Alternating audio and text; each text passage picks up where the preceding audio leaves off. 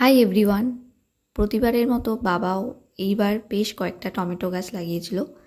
আশেপাশে সবাইকে দিয়েও অনেক টমেটো রয়ে যাচ্ছিল, তাই ভাবলাম টমেটো সস করা যাক। এগুলো সব আজকের তোলা, তো যেই ভাবনা সেই কাজ। তুলে নিয়ে ধুয়ে কাটাকুটি করা শুরু করে দিয়েছি। এদিকে পেঁয়াজ রসুন প্লাস আদা আর যা টমেটো আমি কেটেছি ওগুলো সব একসাথে প্রেশার কুকারের মধ্যে দিয়ে দিলাম। জল দেব না, আর 1 চামচ লবণ দিয়ে বসিয়ে দিয়েছি।